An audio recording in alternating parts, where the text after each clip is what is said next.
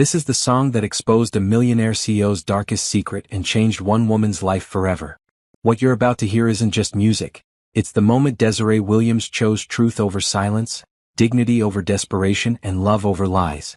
She sang these words while 6 months pregnant with his twins, standing on the stage at his wedding to another woman.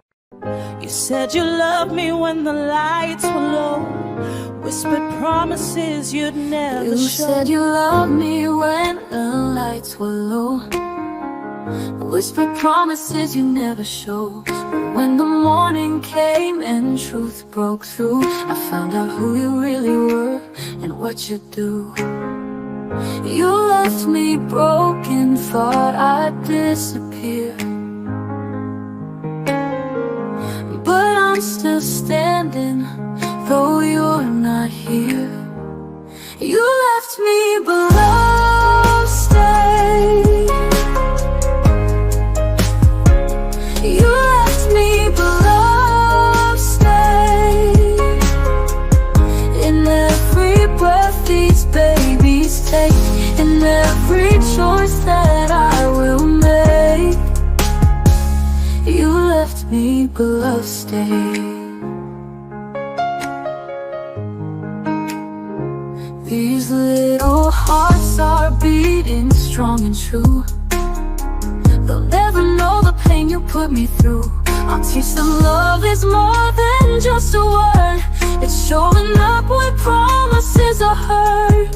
You took my job, my dreams, my trust away, but you can't take the love that's here to stay. You left me, but love stayed. You left me, but love stayed. In every breath these babies take, in every choice that I will make, you left me, but love stayed. I don't need your money or your name, I don't need to play your shadow game. I've got something you will never know, a love that stays and helps me grow.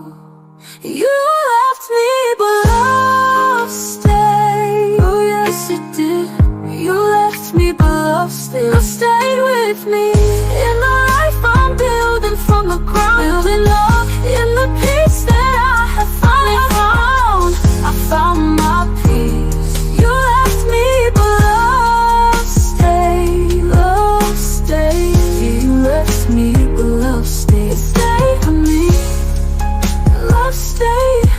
Love stayed with me.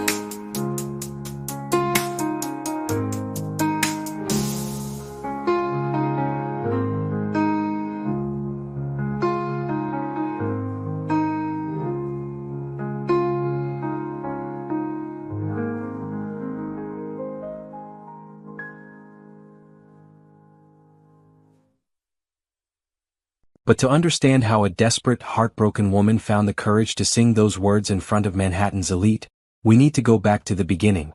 Back to the bathroom mirror where it all started, where Desiree Williams stared at a stranger and prepared to do the most humiliating thing of her life. The bathroom mirror reflected a woman Sophia Williams barely recognized. Her hands shook as she applied another coat of lipstick, trying to cover the fact that she'd been crying. 6 months pregnant with twins, wearing a black dress that barely fit anymore, she was about to do the most humiliating thing of her life. She was about to sing at Maxwell Thornton's wedding. The same Maxwell who had thrown her out of his life like garbage when she told him she was carrying his children. The same Maxwell who had destroyed her career and left her struggling to pay rent in her tiny Harlem apartment. Now here she was, backstage at his $1 million wedding, hired to entertain the guests who would never know she was carrying the groom's babies. Her phone buzzed. Another bill reminder. The electricity company didn't care that she was pregnant and heartbroken. They wanted their money, and singing at this wedding was the only way she could get it. The irony tasted bitter in her mouth. 5 minutes, miss, a wedding coordinator whispered through the door. Sophia closed her eyes and tried to steady her breathing. She thought back to 8 months ago when everything changed. She had been so excited to tell Maxwell about the pregnancy. They had been together for 2 years, working side by side at Thornton Industries. She had helped him build his event planning division from nothing, working late nights and weekends, believing they were building a future together. She remembered that awful night when she finally got the courage to tell him. She had cooked his favorite dinner and bought a little gift box with the ultrasound photos inside. When she told him there were 2 babies, his face had gone white as paper. "You did this on purpose," he had said, his voice cold as ice. "You're trying to trap me." The words still hurt like a fresh wound. She had tried to explain that it was an accident, that she never meant for this to happen. But Maxwell had already made up his mind. Within a week, she was fired from the company she had helped build. Her access cards were deactivated, her desk was cleared out, and security had escorted her from the building like she was a criminal. 2 minutes, miss. Sophia stood up and smoothed down her dress. Her belly was getting bigger every day, and soon she wouldn't be able to hide the pregnancy anymore. But tonight she needed this money. Her doctor visits were expensive, and she had to eat for 3 people now. She walked toward the stage entrance, her heels clicking on the marble floor. Through the curtain, she could see the lavish ballroom filled with Manhattan's elite. Crystal chandeliers hung from the ceiling, and white roses covered every surface.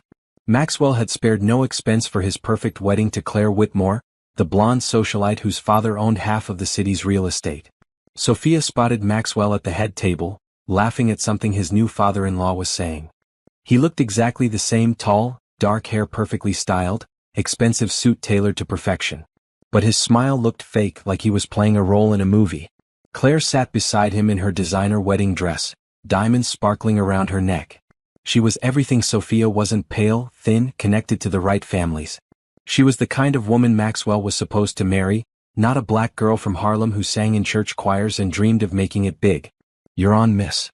The coordinator pushed aside the curtain, and suddenly Sophia was walking onto the stage. The spotlight hit her eyes, and for a moment she couldn't see anything. Then the room came into focus and she saw Maxwell's face. For just a second, his mask slipped, and she saw something that might have been guilt flash across his features. She adjusted the microphone and looked out at the crowd of wealthy faces. These people had everything: money, power, respect. They had never wondered where their next meal was coming from or cried themselves to sleep because they couldn't afford prenatal vitamins. The piano started playing the song they had requested, some generic love ballad about eternal devotion. But as Sophia opened her mouth to sing, she realized she couldn't do it. She couldn't stand here and sing about love that lasts forever when the man who had promised to love her was sitting right there with another woman, pretending she had never existed. Instead, she began to sing something else entirely. A song that had been writing itself in her heart for months, born from pain and betrayal and the fierce love she already felt for her unborn babies. The pianist looked confused but followed along as Sophia's voice filled the room with raw emotion. This was it. This was her moment to tell the truth. 2 years earlier, Sophia had walked into Thornton Industries for her first day of work, clutching her portfolio and trying not to let her nerves show. She had graduated from college with a degree in business and a minor in music, and this job as an event coordinator was supposed to be her stepping stone to bigger things. Maxwell had been different then, or maybe she had just been too naive to see who he really was. He was the CEO's son, being groomed to take over the family business, but he seemed down to earth when he introduced himself in the elevator that first morning. "You must be the new hire," he had said, flashing that smile that would later break her heart. "I'm Maxwell. Welcome to the circus." She had laughed, and something had sparked between them right away. Over the next few weeks, they worked together on a big corporate event for one of the company's biggest clients. Maxwell had ideas, but Sophia had the creativity and organizational skills to make them happen. They made a good team. Their first kiss happened during a late night at the office, 3 months after she started working there. They had been going over seating charts for a charity gala when Maxwell had looked up from his laptop and said, "You know, you're pretty amazing." Before she knew it, they were dating. It had to be secret at first because of company policy, but Maxwell promised that once he got promoted to vice president, they could go public. They would get married, maybe start a family, build something beautiful together. Sophia threw herself into her work with even more passion, knowing she was helping to build their future. She came up with innovative event themes, negotiated better deals with vendors, and turned the event planning department into one of the most profitable divisions in the company. Maxwell took credit for most of her ideas, but she didn't mind. They were a team. The relationship wasn't perfect. Maxwell could be demanding and controlling, especially when he was stressed about work. He never wanted to meet her friends or family, always saying he preferred to keep their relationship private. When she suggested they spend holidays together, he would find excuses to visit his family's estate in the Hamptons instead. But there were good times too. Maxwell could be charming and generous when he wanted to be. He would surprise her with expensive gifts and take her to fancy restaurants where she felt out of place but tried to fit in for his sake. He would tell her she was different from other women, that she understood him in a way no one else did. Looking back now, Sophia could see all the red flags she had ignored. The way Maxwell never introduced her to his friends or family. How he would get angry if she talked about their future together. The fact that he never said he loved her, even after 2 years together. But at the time, she had been so grateful to be chosen by someone like him that she had made excuses for everything. She told herself that he was just private, that he was protecting their relationship from office gossip. She believed him when he said they had to wait for the right time to go public. The night she found out she was pregnant, Sophia had been scared but also secretly excited. She had always wanted children, and even though this wasn't planned, she thought maybe it was a sign that their relationship was ready to move to the next level. She had spent hours planning how to tell Maxwell. She bought a little wooden box and put the ultrasound photos inside with a note that said, "Our little miracles are coming." When the doctor told her there were 2 babies, she had cried happy tears, imagining Maxwell's reaction. The dinner had been perfect. She had made his favorite pasta dish and bought an expensive bottle of wine that she couldn't drink. She had waited until after dessert to give him the box, her hands shaking with excitement and nerves. Maxwell had opened it slowly, his face unreadable as he looked at the ultrasound photos. The silence stretched on forever before he finally spoke. "How could you let this happen?" he had asked, his voice deadly quiet. "It wasn't on purpose," Sophia had said, reaching for his hand. "But Maxwell, we're having twins. Isn't that amazing?" That's when his mask had completely fallen away. He had stood up so fast that his chair fell over, his face twisted with anger and disgust. "You think I'm going to throw away my entire future for some accident?" he had said. "My family has plans for me, Sophia. Real plans. Not playing house with some girl from the projects." The words had hit her like physical blows. She had never told him she grew up in public housing, but somehow he had found out and was using it against her. "I'm not trying to trap you," she had whispered, tears starting to fall. "I just thought you should know." "Well, now I know," Maxwell had said, straightening his tie. "And I know what I have to do."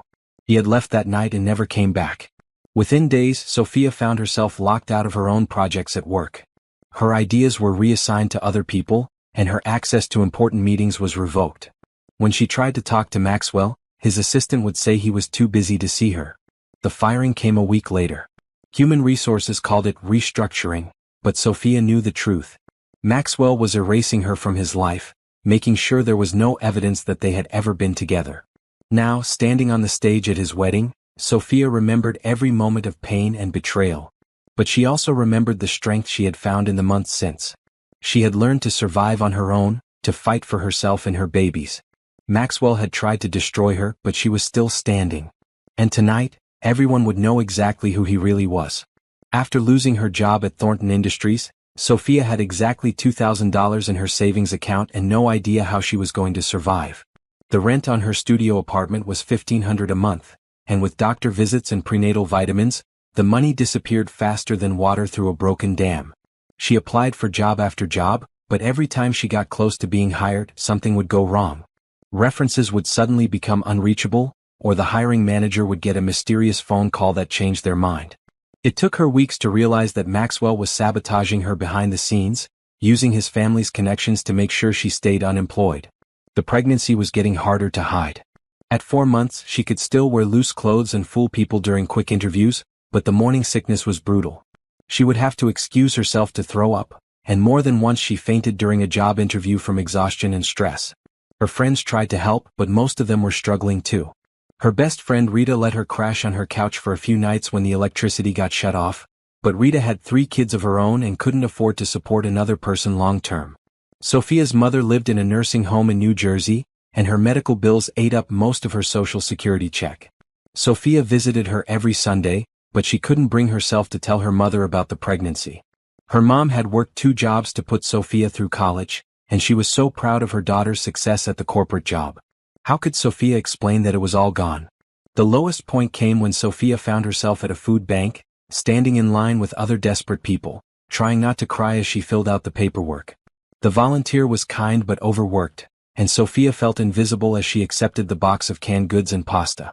That night, she sat in her empty apartment. The furniture had been repossessed the week before and ate cold soup from the can while doing math on the back of an envelope. Even if she found a job tomorrow, she wouldn't make enough money to pay for childcare for twins. The medical bills from the pregnancy were already piling up, and she hadn't even thought about what would happen after the babies were born. She had tried calling Maxwell once, swallowing her pride and leaving a voicemail asking for help with medical expenses. He never called back, but 2 days later she received a legal letter from his family's law firm, warning her not to contact him again and demanding a DNA test to prove he was the father. The letter made her so angry she threw it across the room. Maxwell knew he was the father. She had never been with anyone else during their relationship. But he was going to make her prove it, drag her through court, and probably find a way to avoid paying child support anyway. That's when Sophia decided she didn't want anything from him. She would rather struggle on her own than give him the satisfaction of controlling her life. She threw away his phone number and blocked him on social media. If he wanted to pretend she didn't exist, she would do the same to him. But making that decision didn't solve her immediate problems. She was 6 months pregnant and running out of options fast. She had started singing at a coffee shop on weekends, but the pay was terrible and the late nights were exhausting. The owner felt sorry for her and sometimes let her take home leftover pastries, but it wasn't enough to live on. That's when she got the phone call that changed everything. "Miss Williams? This is Catherine from Elite Events Planning. We're organizing a high-profile wedding next month, and we're looking for a vocalist for the reception. Your name came up as someone with experience in corporate events." Sophia had been confused at first. She hadn't worked in corporate events since losing her job, and she couldn't imagine who would have recommended her. But the woman on the phone was offering good money, enough to pay her rent for 3 months if she was careful. "The wedding is for Maxwell Thornton and Claire Whitmore," Catherine had continued. "I understand you used to work for the Thornton Company, so you're familiar with their standards." Sophia had almost dropped the phone. Maxwell was getting married, and somehow his wedding planner had found her name and was offering her a job. It was too much of a coincidence to be accidental. "I don't think that's a good idea," Sophia had said, her voice shaking. "The pay is $5,000 for one evening," Catherine had said quickly. "Plus tips from the guests. Mr. Thornton specifically requested someone with your background." $5,000. It was more money than Sophia had seen in months. It would cover her medical bills, her rent, and maybe even let her buy some baby furniture. But the price was her dignity. She had hung up the phone and spent the next 3 days thinking about it. She walked around her neighborhood, looking at other pregnant women pushing strollers and wondering if she would ever be able to give her babies the life they deserved. She thought about her mother, who had sacrificed everything to give Sophia opportunities. She thought about the babies growing inside her, depending on her to figure out how to survive. Finally, she called Catherine back. "I'll do it," she had said. "But I have some conditions." The wedding was in 2 weeks. Sophia spent that time trying to prepare herself mentally for seeing Maxwell again. She practiced the songs they had requested, all generic love ballads that made her sick to her stomach. She bought a dress that would hide her pregnancy as much as possible, even though she could barely afford it. The night before the wedding, she lay in bed staring at the ceiling, one hand on her belly where the babies were kicking. They seemed to sense her anxiety, moving around more than usual. "I'm doing this for you," she whispered to them. "I'm going to sing at your father's wedding so I can take care of you. But after this, we're done with him forever." She had no idea that this humiliating job would turn out to be the beginning of her new life. The Whitmore estate in the Hamptons looked like something from a fairy tale, all rolling lawns and white columns overlooking the ocean. Sophia arrived in a borrowed car, feeling completely out of place as she drove up the circular driveway past luxury vehicles that cost more than most people's houses. The wedding coordinator, Catherine, met her at the service entrance. She was a thin woman with perfectly styled blonde hair and the kind of smile that never reached her eyes. "You must be Sophia," she said, looking her up and down. "I hope you're feeling well enough to perform tonight." It was a polite way of commenting on the pregnancy, which was becoming harder to hide even with the loose-fitting black dress Sophia had chosen. She was 7 months along now, and the twins were making their presence known. "I'll be fine," Sophia said, following Catherine through a maze of hallways filled with catering staff and florists putting finishing touches on elaborate arrangements. The bride specifically requested that all service staff use the back entrances and stay out of sight until showtime, Catherine said over her shoulder. "Mrs. Whitmore is very particular about the guest experience." Sophia bit her tongue. She had helped plan dozens of events when she worked for Maxwell, and she knew the difference between attention to detail and simple snobbery. This was definitely the latter. They reached a small room that had been set up as a dressing area for the evening's performers. There was a string quartet setting up their instruments and a jazz pianist who would be playing during dinner. Sophia was the only vocalist, scheduled to perform during the reception after the first dance. "You'll go on at 9:30, Catherine said, handing her a playlist. 3 songs, no more than 15 minutes total. The bride has requested that you keep the mood romantic and avoid anything too urban." The way she said urban made Sophia's stomach turn. She looked at the playlist, generic love songs that could have been performed by anyone. Nothing that would challenge the guests or make them think too hard. "I understand," Sophia said, though she was already thinking about the song she had been writing in her head for months. The one that told the real story of love and betrayal. Catherine left her alone to get ready, and Sophia spent the next hour listening to the sounds of the wedding preparation through the thin walls. She could hear the string quartet playing classical music as guests arrived, the clink of champagne glasses, and the gentle murmur of conversation from people who had never worried about paying rent or buying groceries. At 8 o'clock, she heard the ceremony begin. The wedding march played, and she imagined Maxwell standing at the altar in his expensive tuxedo, watching his perfect bride walk down the aisle. Claire Whitmore was everything a society wife should be: beautiful, connected, and completely unthreatening to the established order. Sophia touched her belly, feeling the babies move inside her. These were Maxwell's children too, but he would never acknowledge them. They would grow up without a father and he would pretend they didn't exist. The ceremony lasted about 30 minutes. Afterwards, she could hear the guests moving to the ballroom for cocktails and dinner. The jazz pianist started playing background music, and the sound of laughter and conversation grew louder.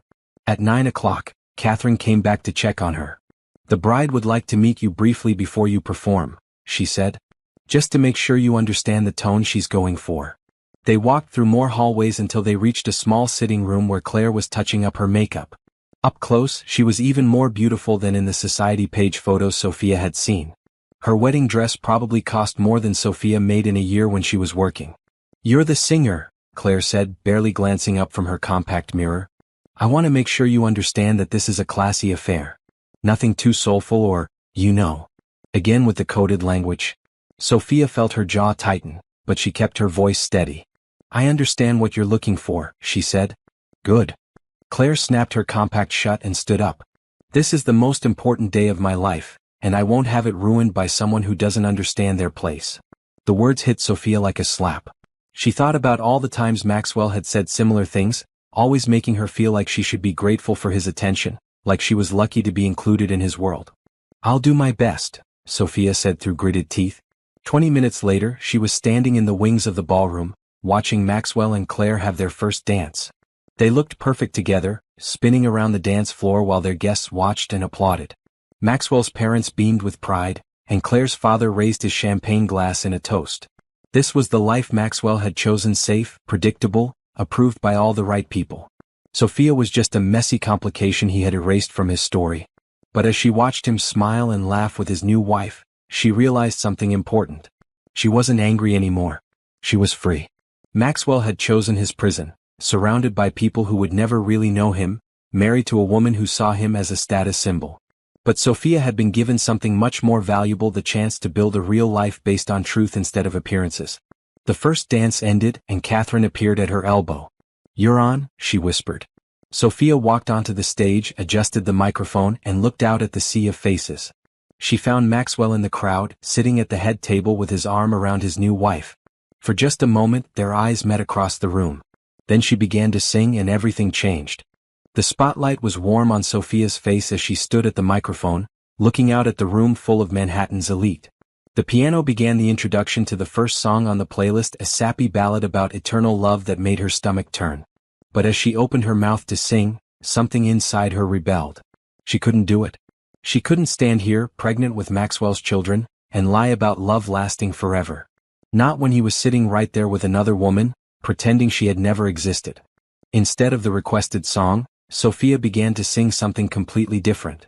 The melody came straight from her heart, words she had been writing in her head during all those sleepless nights when she worried about how she would take care of her babies. "You said you loved me when the lights were low, whispered promises you'd never show, but when the morning came and truth broke through, I found out who you really were and what you'd do." The pianist looked confused but followed her lead, his fingers finding the chord progression by ear. The room grew quiet as people realized this wasn't the romantic background music they were expecting. Maxwell's face had gone pale. He was staring at her with a mixture of shock and fury, his hand gripping his champagne glass so tight his knuckles were white. Claire looked confused, glancing between her new husband and the singer on stage. But Sophia wasn't singing for them anymore. She was singing for herself, for her babies, for every woman who had ever been thrown away by a man who couldn't handle the truth. You left me broken, thought I'd disappear, but I'm still standing though you're not here. You took my job, my dreams, my trust away, but you can't take the love that's here to stay. Her voice cracked on the word, love, and she had to pause for a moment to steady herself. She put her hand on her belly, feeling the babies moving inside her, and found her strength again. These little hearts are beating strong and true, they'll never know the pain you put me through. I'll teach them love is more than just a word, it's showing up when promises are heard. The room was completely silent now except for her voice and the piano. Some of the guests were looking uncomfortable, shifting in their seats and glancing at Maxwell to see how he was reacting. Others were leaning forward, caught up in the raw emotion of the performance. Claire had figured out that something was wrong. She was whispering urgently to Maxwell, but he couldn't take his eyes off Sophia. His perfect facade was cracking and everyone could see it. Sophia built to the chorus, her voice growing stronger with each word. You left me but love stayed, you left me but love stayed, in every breath these babies take, in every choice that I will make, you left me but love stayed. An older woman at one of the front tables was crying, dabbing at her eyes with her napkin. A few other guests were nodding along, and Sophia could see recognition in their faces. They understood that this wasn't just a song, it was a confession, a testimony, a declaration of independence. I don't need your money or your name, I don't need to play your shallow game, I've got something you will never know, a love that stays and helps me grow. Maxwell stood up abruptly, his chair scraping against the floor. All eyes turned to him as he started to walk toward the stage, his face red with anger and embarrassment. But Sophia didn't stop singing. If anything, his reaction gave her more power. You can try to silence me, pretend I'm not here, but the truth has a way of becoming clear. These babies are proof of what we shared, even if you act like you never cared. Claire was on her feet now too, her perfect wedding dress trailing behind her as she followed her husband. The wedding coordinator was frantically trying to figure out how to handle the situation, but there was no protocol for this kind of chaos. Sophia sang the final chorus with everything she had, pouring all her pain and strength and hope into the words. You left me but love stayed, you left me but love stayed, in the life I'm building from the ground, in the peace that I have finally found, you left me but love stayed, you left me but love stayed. The last note hung in the air for a long moment before the piano finally stopped. The room was dead quiet, everyone waiting to see what would happen next. Maxwell had reached the edge of the stage, his face twisted with rage. Get her out of here, he hissed to the coordinator. This is not what we paid for. But before anyone could move, something unexpected happened. One person in the back of the room started clapping. Then another. Then another.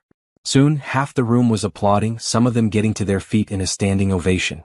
Sophia looked out at the crowd and saw something she hadn't expected: respect. These wealthy, powerful people were applauding her courage, her truth, her refusal to be silenced. Claire was tugging on Maxwell's arm, trying to get him to come back to their table. People are staring, she whispered urgently. You're making a scene. But Maxwell was beyond caring about appearances. He pointed at Sophia with a shaking finger. You have no right, he said, his voice carrying across the room.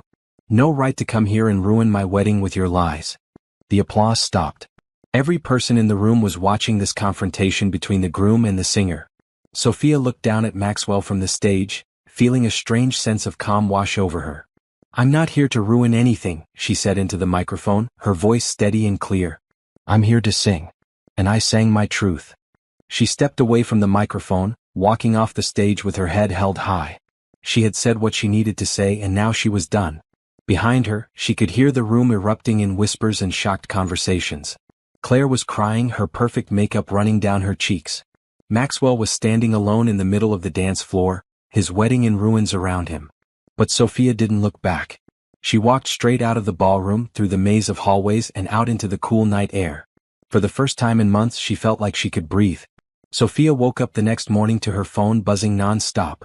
Still groggy from the emotional exhaustion of the night before, she reached for it and saw dozens of notifications, missed calls, text messages, and social media alerts she didn't understand. The first text was from her friend Rita. Girl, you need to check the internet right now. You're famous. Confused, Sophia opened her social media app and gasped. There were hundreds of messages from strangers, and videos tagged with her name. Someone at the wedding had recorded her performance and posted it online. The video already had over 1 million views. The comments were overwhelming. Most were supportive, praising her courage and talent. "This woman is a queen," one person wrote. "She told her truth and walked away with her dignity intact." Another said, "I'm crying at my desk. This is what real strength looks like." But there were negative comments too. Some people called her unprofessional, saying she had ruined someone's special day. Others made cruel jokes about her pregnancy or her appearance. Sophia tried not to read those, but they still hurt. Her phone rang. It was a number she didn't recognize. "Is this Sophia Williams?" a woman's voice asked.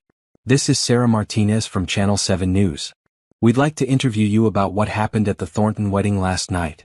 Sophia hung up, her hands shaking. More calls came in other news stations, bloggers, even a few radio shows.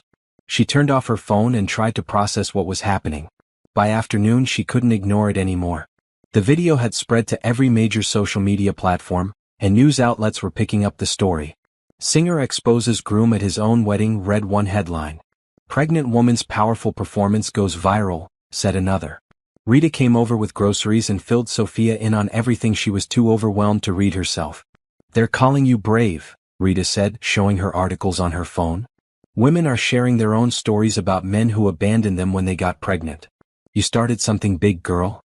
But it wasn't just individual women responding. Organizations were reaching out too. A women's shelter in Brooklyn wanted her to perform at their fundraising gala. A pregnancy resource center in Queens asked if she would speak at their next event.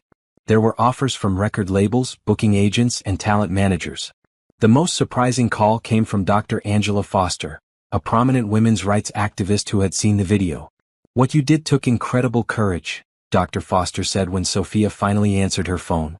"I'm organizing a conference next month about women's economic empowerment. Would you consider being one of our keynote speakers?" "I'm not a public speaker," Sophia said. "I'm just a singer who got tired of being treated badly." "That's exactly what makes you perfect for this," Dr. Foster replied. "You've lived this experience. You know what it's like to have your career destroyed by a powerful man. Your story could help other women who are going through the same thing." Sophia thought about it for a moment.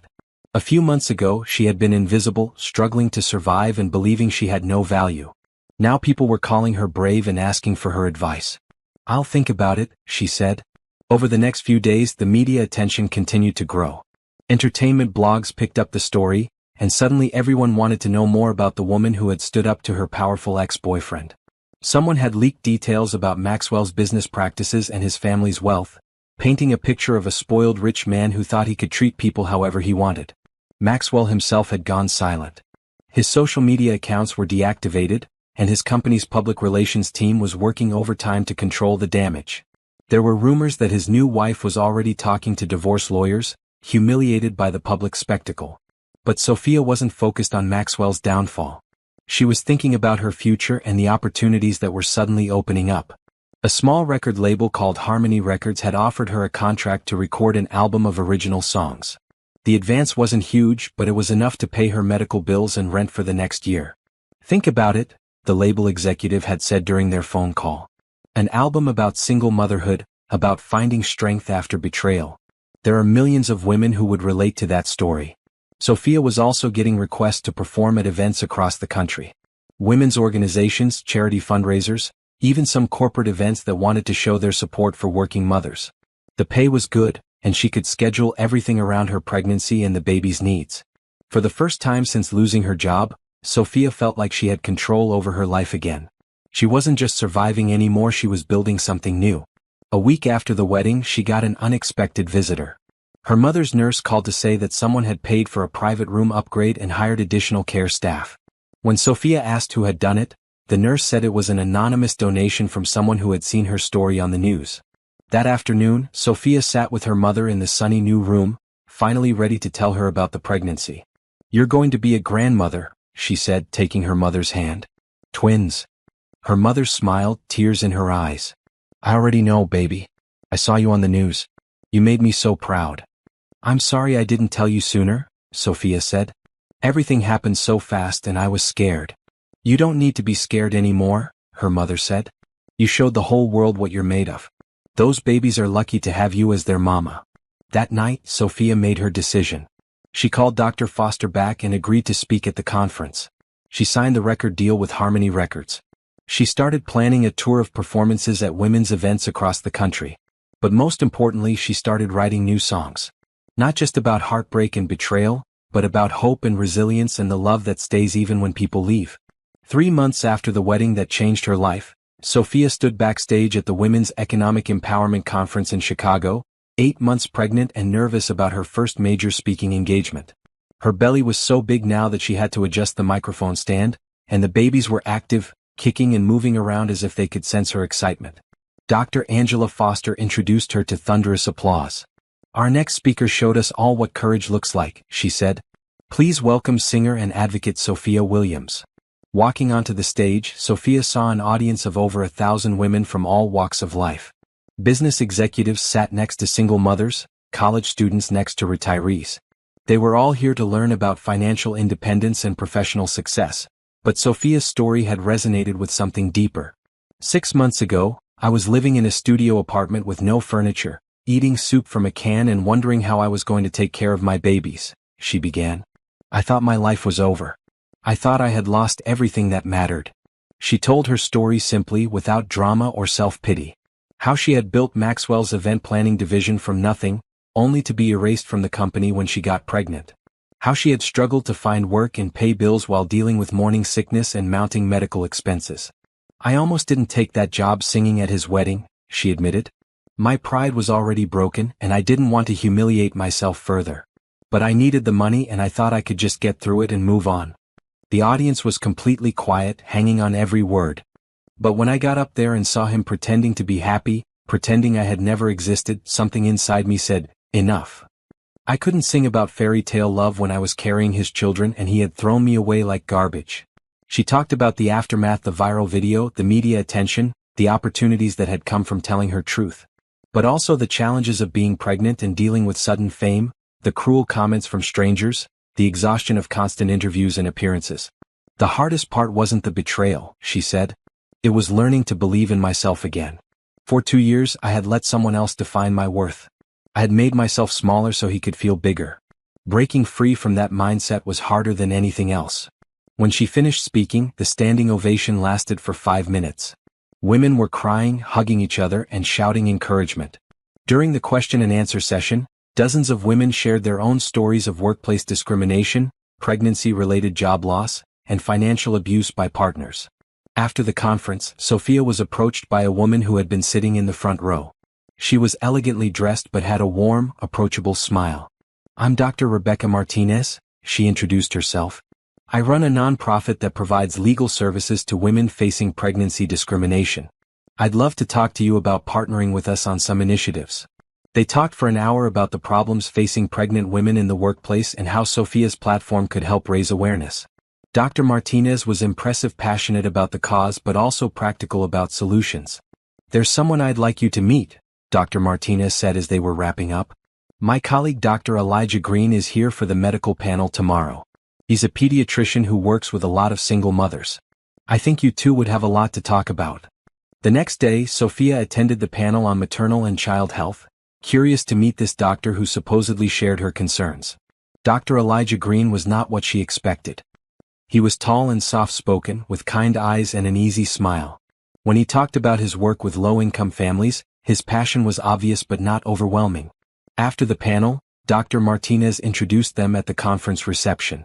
Dr. Green, call me Elijah, was genuinely interested in Sophia's story, but not in the way that made her feel like a curiosity or a cause to champion. "I saw your video when it first went viral," he said. "I was working a night shift at the hospital and one of the nurses showed it to me. Your voice is incredible, but what really struck me was your dignity. You didn't try to destroy him or make a scene. You just told your truth and walked away." They talked about music, about the challenges of working with vulnerable populations, about their hopes for their children, his 8-year-old daughter from his first marriage, and her twins who would be born soon. "My wife died in a car accident 3 years ago," Elijah said quietly. "Lucy, that's my daughter, she's been asking when we're going to have more family. I keep telling her that life doesn't always work out the way we plan." There was something about his honesty that made Sophia comfortable. He wasn't trying to impress her or fix her problems. He was just sharing his own experience with loss and rebuilding. They exchanged numbers, and over the next few weeks they started texting occasionally. Nothing romantic, just friendly conversations about their work, their children, the books they were reading. Elijah would send her articles about child development, and she would share updates about her album recording sessions.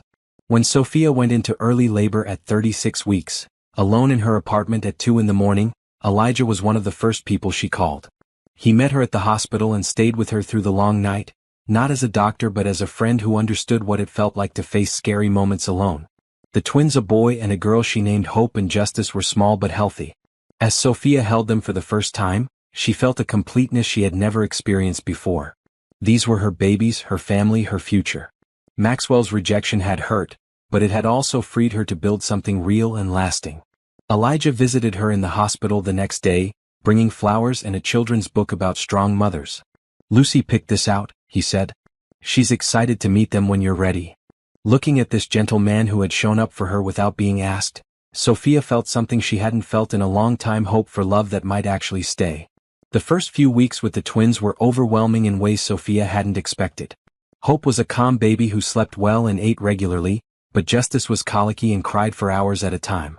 Sophia found herself walking the floors of her apartment at 3 in the morning, bouncing a screaming baby while trying not to wake the neighbors. Elijah had offered to help, but Sophia was hesitant to accept. She had learned to be independent out of necessity, and the idea of depending on someone else, especially a man, felt dangerous. What if he decided she was too much trouble? What if he disappeared like Maxwell had? But Elijah was persistent in the gentlest way possible. He would text her articles about colic and infant sleep patterns. He brought over groceries without being asked, always including her favorite ice cream and healthy snacks she could eat one-handed while nursing. When she mentioned that she was worried about finding a good pediatrician, he gave her a list of his most trusted colleagues who accepted her insurance. "I'm not trying to take over," he said one evening when she thanked him for the 5th time that week. "I just remember how hard it was when Lucy was born. My wife was in the hospital for complications, and I was alone with a newborn for 2 weeks. I would have given anything for someone to bring me a sandwich or hold the baby while I took a shower." That's when Sophia realized that Elijah's help came from his own experience with single parenting, not from pity or romantic interest. He understood what she needed because he had needed the same things. Slowly she started accepting his offers. When Justice had a particularly bad night and Sophia hadn't slept in 36 hours, she let Elijah come over and hold the baby while she napped for 2 hours. When she had to go to a recording session for her album, he watched both twins so she didn't have to hire a babysitter she couldn't afford. The twins were 3 months old when Maxwell made his first attempt to contact her. The letter came from his lawyer, demanding a DNA test and claiming he wanted to establish paternity and discuss custody arrangements. Sophia laughed bitterly as she read it. Maxwell had ignored her completely during her pregnancy, never once asking about her health or the baby's well-being. Now that she was successful in getting positive media attention, suddenly he wanted to be a father. She called the lawyer who had been handling her record deal and entertainment contracts. "What are my options?" she asked. "Legally, he has the right to request a paternity test," the lawyer explained.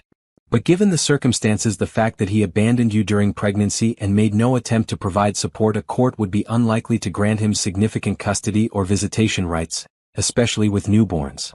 "I don't want his money," Sophia said. "I just want him to leave us alone." "The DNA test might actually work in your favor," the lawyer suggested. "Once paternity is established, you can request child support going back to the beginning of the pregnancy. Medical bills, lost wages, prenatal care, it could be a substantial amount." Sophia thought about it for a few days. Part of her wanted to fight Maxwell out of pure spite, to make him pay for all the pain he had caused. But another part of her just wanted to move forward with her life. She was discussing it with Elijah over dinner one evening. He had started coming over twice a week to cook for her while she fed the babies when Justice started crying in his high chair. "I've got him," Elijah said automatically, lifting the baby and beginning the gentle bouncing motion that usually calmed him down. Justice settled immediately, making his little cooing sounds and grabbing at Elijah's stethoscope. "He likes you," Sophia said, watching them together. "Kids can tell when someone genuinely cares about them," Elijah replied. "These babies have never known anything but love from you.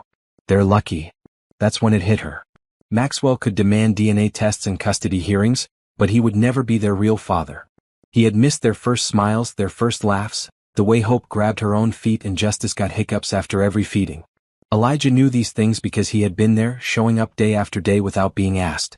I'm going to agree to the DNA test, she decided. But I'm also going to request full back support and ask for supervised visitation only. If he wants to be a father, he can prove it by showing up consistently and putting their needs first. Maxwell's lawyer tried to negotiate, but Sophia's position was firm. The DNA test confirmed what everyone already knew: Maxwell was the biological father. But when the judge heard the full story, including Maxwell's abandonment during pregnancy and his pattern of workplace retaliation, the custody arrangement was minimal. One supervised visit per month, with the option to increase if Maxwell demonstrated consistent involvement and financial support. Maxwell showed up for exactly 2 visits before disappearing again. The babies didn't know who he was, and he seemed uncomfortable and awkward holding them. During the second visit, Justice spit up on Maxwell's expensive suit, and he handed the baby back to Sophia like he was radioactive. This isn't working, Maxwell said, his mask of concern slipping. They don't even know me. That's because you haven't tried to know them, Sophia replied calmly. Being a parent isn't about biology. It's about showing up. After that, Maxwell's lawyer sent a letter saying his client was reassessing his availability for future visits. Sophia wasn't surprised. Maxwell had wanted the image of being a father without any of the actual responsibility. But she was surprised by how little she cared. 6 months earlier, his rejection would have devastated her. Now she felt mostly relieved. The twins deserved better than a part-time father who saw them as an obligation. That night, she and Elijah were giving the babies their bedtime bottles when Hope grabbed Elijah's finger and held on tight, looking up at him with her big brown eyes. She's got a strong grip, he said softly. Just like her mama. For the first time since Maxwell had walked out of her life, Sophia allowed herself to imagine what it might be like to build a family with someone who actually wanted to be there. 6 months after the twins were born, Sophia's life had settled into a rhythm she never could have imagined. Her album Love Stays had been released to critical acclaim and modest commercial success. She wasn't making pop star money, but the steady income from sales, streaming, and live performances was enough to support her small family comfortably. More importantly, she felt fulfilled in a way she never had during her corporate days. The songs on her album told stories about single motherhood, about finding strength after betrayal, about the different kinds of love that sustain us. Women wrote to her from all over the country, sharing their own stories and thanking her for giving voice to experiences that often went unheard. Elijah had become a constant presence in their lives, but Sophia was still cautious about defining their relationship. He was wonderful with the twins, patient with Justice's crying spells, and delighted by Hope's early attempts at rolling over. His daughter Lucy, now 9, had become like a big sister to the babies, always wanting to help with feedings and diaper changes. But Sophia had been hurt so deeply by Maxwell's betrayal that she was afraid to trust her own judgment about men. What if she was making the same mistake again? What if Elijah's kindness was just an act, and he would disappear as soon as things got difficult? The test came on a Tuesday evening in March. Sophia had been battling a stomach virus for 2 days, barely able to keep food down, when both twins came down with high fevers. Hope, usually the calmer baby, was screaming inconsolably, and Justice's temperature spiked to 103 degrees. Sophia called Elijah in a panic. I think I need to take them to the emergency room, she said, her voice shaking. But I can barely stand up, and I don't know how I'm going to handle both of them by myself. I'm on my way, Elijah said without hesitation. Don't try to drive. I'll be there in 15 minutes. He arrived with Lucy in tow. She had been staying with him for the week and immediately took charge of the situation. While Sophia gathered the diaper bag and insurance cards, Elijah checked the baby's temperatures and symptoms with practiced efficiency. Justice's fever is concerning, he said calmly. We should definitely get them checked out. Lucy, can you help Miss Sophia get her coat while I get the car seats? At the hospital, Elijah's presence made all the difference. He knew which doctors to ask for, how to navigate the pediatric emergency room, and most importantly, how to keep Sophia calm while they waited for test results. Fevers in babies this young can be scary, he said, sitting beside her in the uncomfortable waiting room chairs. But they're usually not as serious as they seem. Their little bodies are just learning how to fight off infections. Lucy had fallen asleep across 3 chairs, exhausted from the late-night drama. Sophia watched Elijah adjust his jacket over the little girl's shoulders, his movements automatic and caring. You should go home, Sophia said quietly. You both have school and work tomorrow. I can handle this. Elijah looked at her with surprise. I'm not leaving you here alone with sick babies at 2 in the morning. Lucy can sleep in the car if she needs to, but we're staying until we know everyone's okay. It was such a simple statement, but it hit Sophia with unexpected force. Maxwell would have found an excuse to leave by now, claiming he had important meetings or couldn't afford to miss work. But Elijah was treating her children's crisis like his own family emergency. The tests came back normal, just a minor viral infection that would run its course in a few days. The babies' fevers had already started to break, and they were sleeping peacefully in their carriers. But the experience had shifted something fundamental in Sophia's understanding of what partnership could look like. As they drove home in the early morning hours, Lucy asleep in the back seat and the twins finally calm, Sophia found herself really looking at Elijah for the first time. Not as a helpful friend or a potential threat, but as a man who had chosen to show up for her family again and again, without being asked and without expecting anything in return. "Thank you," she said softly. "For everything. Not just tonight but for the past few months. I don't know how I would have managed without you." "You would have managed just fine," Elijah replied, keeping his eyes on the road. "You're one of the strongest people I've ever met. But you don't have to manage everything alone." They pulled up outside Sophia's building, and Elijah helped her carry the sleeping babies upstairs. As they stood in her living room, both exhausted from the long night, Sophia felt a moment of clarity. "Elijah," she said, then stopped, not sure how to put her feelings into words. He waited patiently, the way he always did, giving her space to figure out what she wanted to say. "I've been scared," she admitted finally. "Scared to trust anyone again, scared to let you get too close. But tonight, watching you with my kids, seeing how you dropped everything to help us, I realized I've been protecting myself from exactly what I actually want." Elijah stepped closer, his expression gentle but serious. "What do you want, Sophia?" "I want someone who shows up," she said. "Someone who sees my children as a blessing, not a burden. Someone who understands that love isn't just a feeling, it's a choice you make every day." "I want that too," Elijah said quietly. "I've wanted it since the first day we met." When he kissed her, it was nothing like the passionate, desperate kisses she had shared with Maxwell. It was gentle and sure, full of promise rather than demand. It felt like coming home. Later, after Elijah had gone home to get Lucy ready for school, Sophia sat in her quiet apartment holding her sleeping babies. For the first time since Maxwell had walked out of her life, she allowed herself to believe that maybe, just maybe, she deserved the kind of love that really did stay. 1 year later, Sophia stood backstage at the grand ballroom of the Marriott, preparing for the most important performance of her career. The annual Women's Empowerment Gala was sold out, with over 1,500 attendees who had paid to support organizations that helped single mothers and families in crisis. But this performance was different from all the others. This time she wasn't singing alone. The twins, now 18 months old, were backstage with Elijah and Lucy. Hope was trying to eat her own shoe while Justice babbled happily at his reflection in Lucy's phone screen. They were perfect, healthy, and completely unaware that their mama was about to sing the song that had changed all their lives. 5 minutes, Miss Williams, the stage manager called. Sophia adjusted her dress, a deep blue gown that made her feel elegant and powerful, and checked her makeup one last time. Her hands weren't shaking anymore. She had performed You Left Me But Love Stayed dozens of times over the past year at conferences and concerts and charity events. But tonight felt different because tonight she was singing it with joy instead of pain. Elijah appeared at her side, looking handsome in his black tuxedo. They had been engaged for 3 months now, planning a small wedding for the following spring. Nothing fancy or expensive, just family and friends celebrating the kind of love that was built on friendship, respect, and showing up for each other every day. "The babies are settled with the babysitter," he said, straightening her necklace with gentle fingers. "Lucy's in the front row with my parents, and your mom's nurse says she's watching the live stream from her room." Sophia's mother had been so proud when she heard about the engagement. "That man loves you the right way," she had said during their last visit. "He sees you for who you really are." "How do you feel?" Elijah asked, studying her face. "Ready," Sophia said, and she meant it. "For the first time in my life, I feel completely ready." The introduction began, and Sophia walked onto the stage to thunderous applause. The audience was on their feet before she even reached the microphone, and she had to wait for the noise to die down before she could speak. "A year and a half ago, I sang this song for the first time at a wedding," she began. "I was pregnant, broke, and desperate. I thought my life was over. I thought I had lost everything that mattered." She paused, looking out at the sea of faces.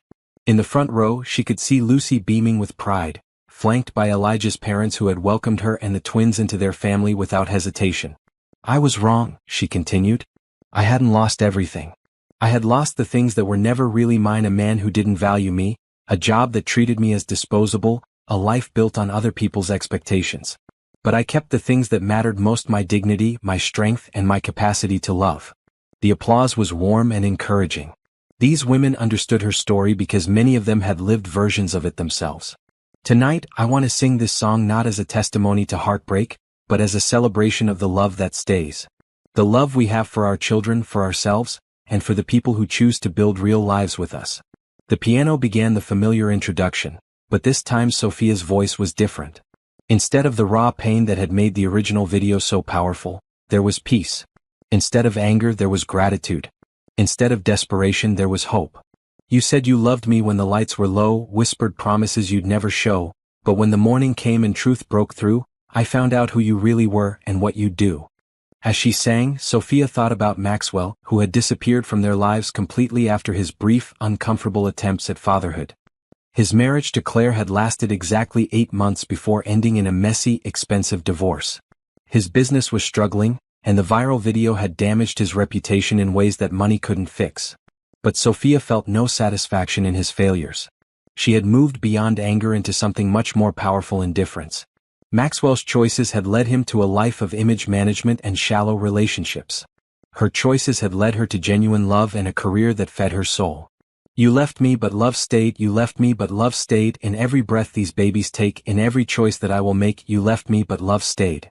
In the audience, she spotted several women she recognized: domestic violence survivors she had met at various events, single mothers who had started their own businesses, women who had left bad marriages and built better lives.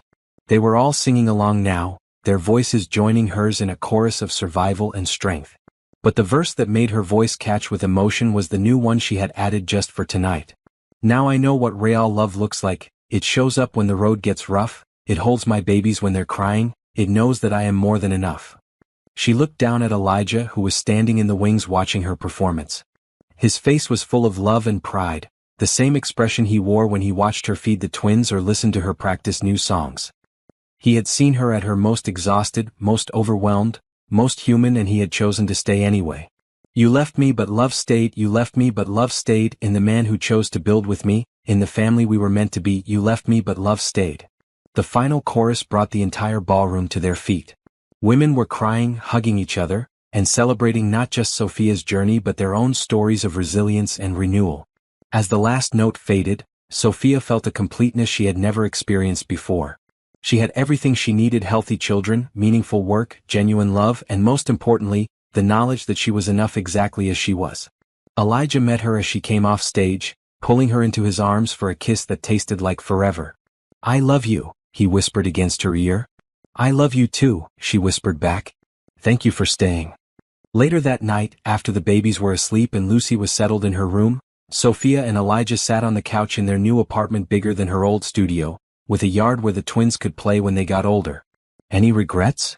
Elijah asked, his arm around her shoulders. Sophia thought about it seriously. A year ago, she might have regretted trusting Maxwell, regretted the pain and humiliation of being abandoned. But now she understood that every painful step had led her to this moment. No regrets, she said firmly. If I hadn't gone through all that, I never would have found you. I never would have discovered what I was really capable of. I never would have learned the difference between love that takes and love that gives. Outside their window, the city lights twinkled like stars. Somewhere out there, Maxwell was probably plotting his next business deal or social media comeback. But in this warm, safe space filled with the people who truly mattered, Sophia had everything she needed. The babies stirred in their cribs, and both parents got up automatically to check on them. Hope had kicked off her blanket, and Justice was sleeping with his thumb in his mouth. They were perfect, whole, and surrounded by love that would never leave them. As Sophia tucked the blanket around Hope's tiny shoulders, she whispered the words that had become her daily prayer. You are loved. You are valued. You are enough. And for the first time in her life, she truly believed those words applied to her too. Dear listeners, thank you so much for joining Sophia on her journey from heartbreak to healing, from betrayal to true love. Her story reminds us that sometimes the worst thing that happens to us can lead to the best thing that ever happens to us. I'd love to hear from you. Here are some questions to think about. What moment in Sophia's story resonated with you the most, and why? Do you think Sophia was right to sing her truth at Maxwell's wedding, Or should she have stayed professional? What do you think made Elijah different from Maxwell? What qualities make someone truly worthy of love? If you could give advice to someone in Sophia's situation, pregnant and abandoned by a partner, what would you tell them? How do you think this story would have been different if Sophia had accepted Maxwell back when he tried to return to their lives? Please share your thoughts in the comments below. Your insights and experiences help make these stories more meaningful for everyone who reads them. With love and gratitude, see you in our next video.